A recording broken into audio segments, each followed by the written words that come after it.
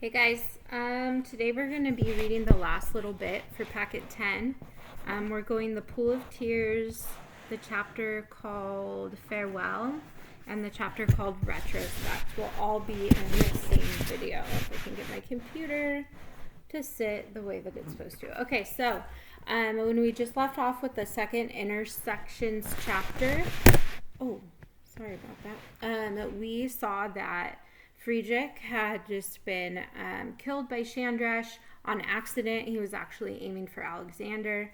And so this Pool of Tears comes like right after the death. And I think it's pretty obvious that this Pool of Tears is meant to kind of like help those who are grieving about his death. I think this particular tent is so cool. I wish we had something like the Pool of Tears where we could go in and do the same process. So listen to what it's like. The Pool of Tears.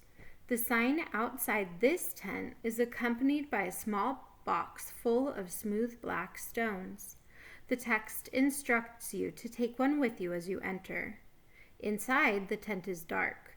The ceiling covered with open black umbrellas, the curving handles hanging down like icicles.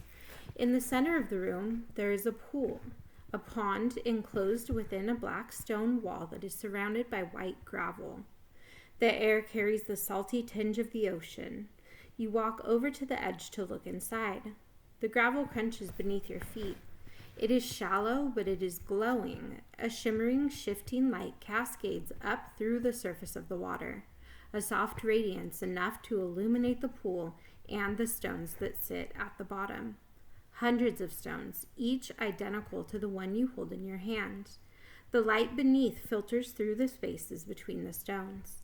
Reflections ripple around the room, making it appear as though the entire tent is underwater. You sit on the wall, turning your black stone over and over in your fingers. The stillness of the tent becomes a quiet melancholy.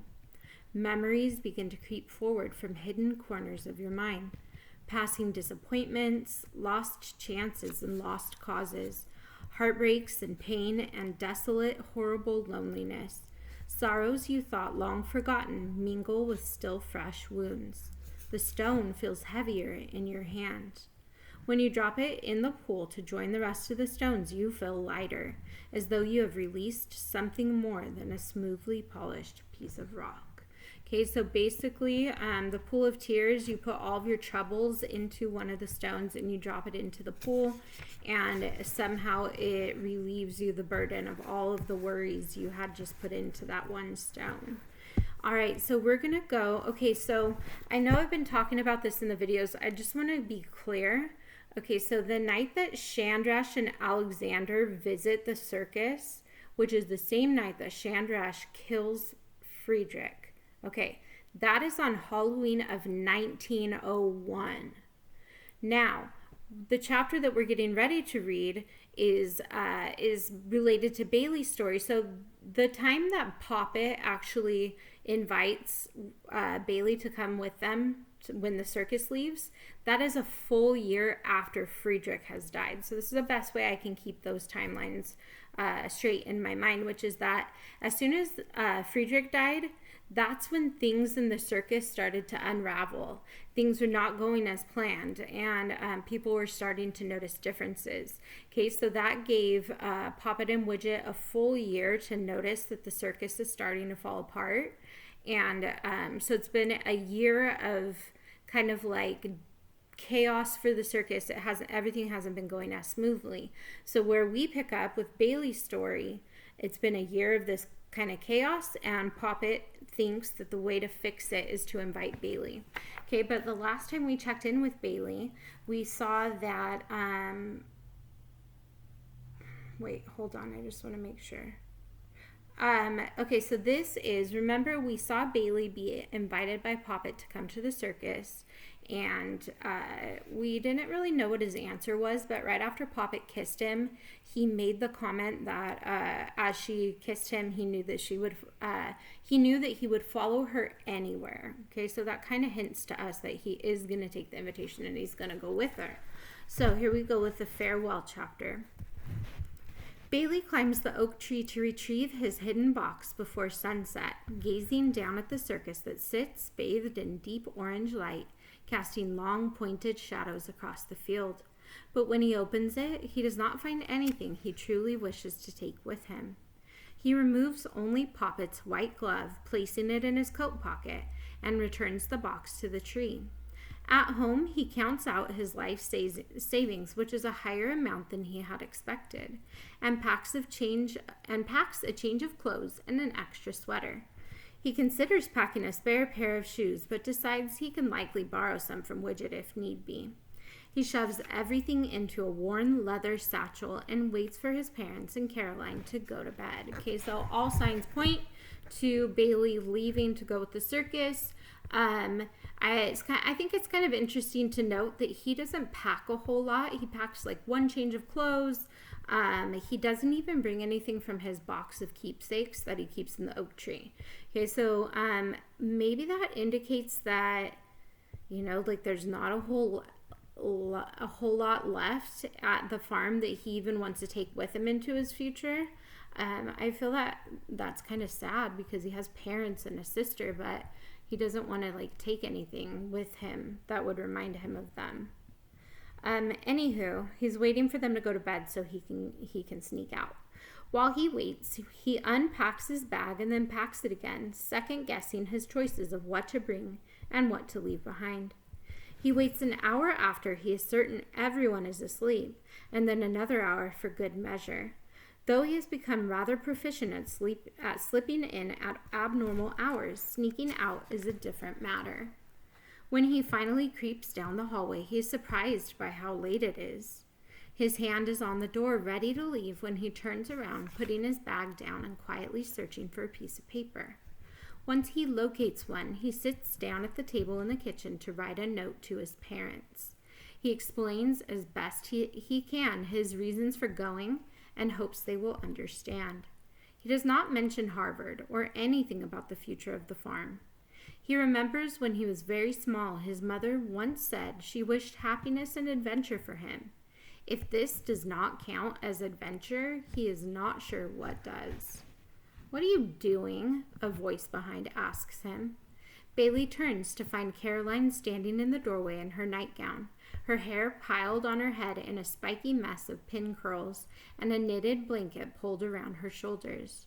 "Nothing you need to concern yourself with," he says, turning back to his writing. He signs the letter and folds it, leaving it propped upright in the center of the table, next to a wooden bowl full of apples. "Make sure they read that." "Are you running away?" Caroline asks, glancing at his bag. "Something like that." "You can't possibly be serious," she says with a yawn. "I'm not sure when I'll be back. I'll write when I can. Tell them not to worry about me." "Bailey, go back to bed." "Why don't you go back to bed, Caroline? You look like you could use some more beauty rest." In response, Caroline only twists her face up in a sneer. "Besides," Bailey continues, "when have you ever cared what I do?"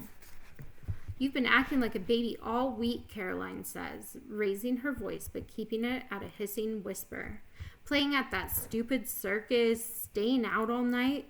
Grow up, Bailey." "That is precisely what I'm doing," Bailey says. "I don't care if you don't understand that. Staying here won't make me happy. It will make you happy because you are insipid and boring, and an insipid, boring life is enough for you. It's not enough for me. It will never be enough for me. So I'm leaving. Do me a favor and marry someone who will take decent care of the sheep." He takes an apple from the bowl and tosses it in the air, catching it and tucking it in his bag before he bids Caroline goodbye with a cheerful wave and nothing more.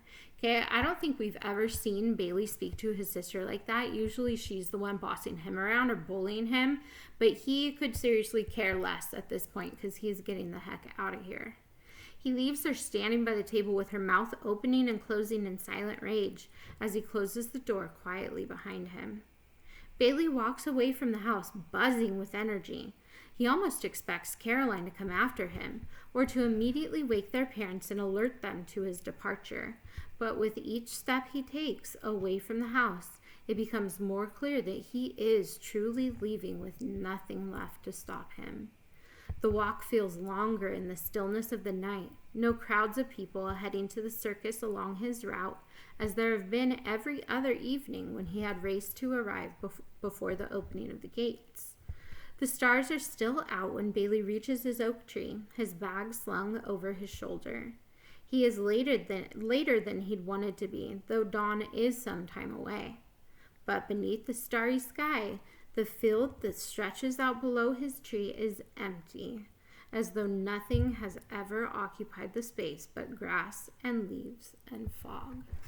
Okay, so he makes the choice to leave, but when he gets there, he's too late and the circus is already left. Okay, so we're backtracking back a year, back to the day after Friedrich is killed. This chapter is called Retrospect. The man in the gray suit slips easily through the crowd of circus patrons.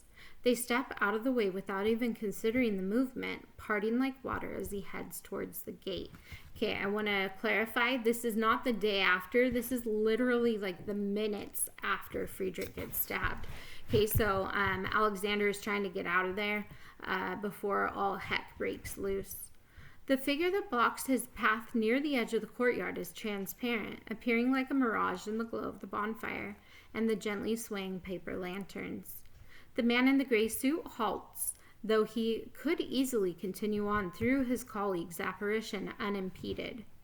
"Interesting evening, isn't it?" Hector asks him, drawing curious stares from the nearby patrons.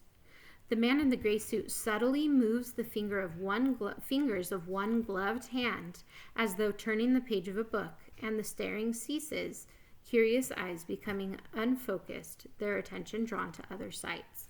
Okay, so Hector intercepts Alexander as he's ready to head out, and Hector says, "Isn't it an interesting evening?" Okay, I like the description of this. It says that Alexander moves his fingers as if he's turning the page of the book, and then no one's staring at them anymore. So he just kind of goes like this, like, you know, and like everyone around them can't hear their conversation or can't notice their conversation anymore. The crowd continues by, moving to and from the gates without noticing either gentleman.